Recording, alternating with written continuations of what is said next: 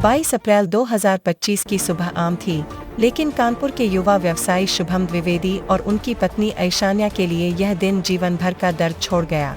शुभम, जो कि एक होनहार व्यवसायी थे और अपने परिवार के साथ छुट्टियां मनाने के लिए कश्मीर की वादियों में गए थे, पहलगाम की बैसारन घाटी में उस वक्त मौजूद थे जब आतंकियों ने पर्यटकों की बस पर अंधाधुंध फायरिंग कर दी।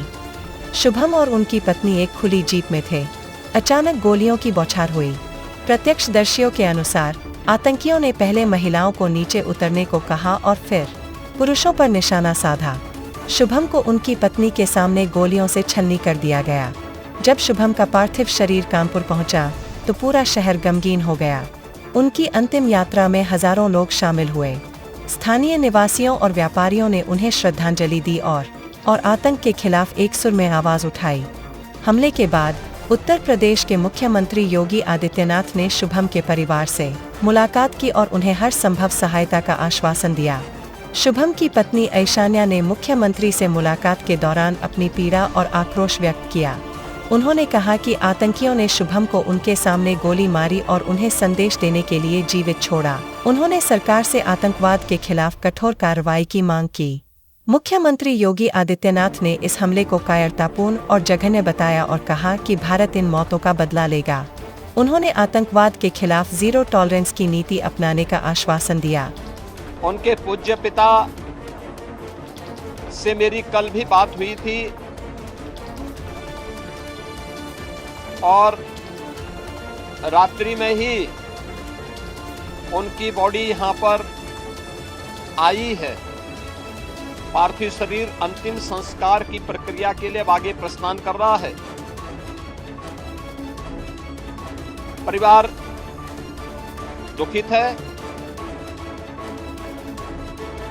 शुभम द्विवेदी परिवार का एकमात्र पुत्र था। 2 महीने पहले ही उसकी शादी हुई थी। परिवार दुखित है। मैं दिवंगत आत्मा की शांति की कामना करता हूं। परिवार के लोगों के प्रति हमारी पूरी संवेदना है।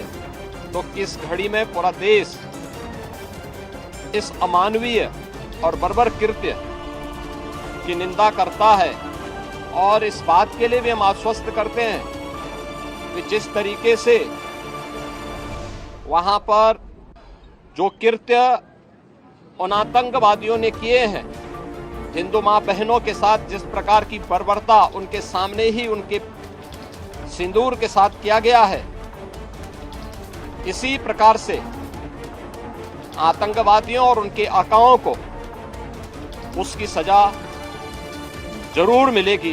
पीड़ित परिवारों के साथ खड़े हैं। याद रखना, ये डबल इंजन की सरकार है और ये सरकार इस प्रकार की किसी भी बर्बर और अमानवीय आतंकी घटना को लेकर, उग्रवादी घटना को लेकर के जीरो टॉलरेंस की नीति के तहत कार्य करना जानती है। यह वह सरकार नहीं जो आतंकवादियों पर दायर मुकदमों को वापस लेती हो या वहां पर भी अपना वोट बैंक देखती हो। पूरी सख्ती से ऐसे तत्वों के विषैले फनों को कुचलने का कार्य होगा जिन लोगों ने आतंकी घटना को अंजाम दिया है या इस साजिश का हिस्सा बने हैं। यह जीरो टॉलरेंस की नीति देखने को मिलेगी और हर व्यक्ति इस घटना के जो परिणाम अब सामने आएंगे उसको भी देखे और संकेत दिया कि सरकार इस हमले का कड़ा जवाब देगी।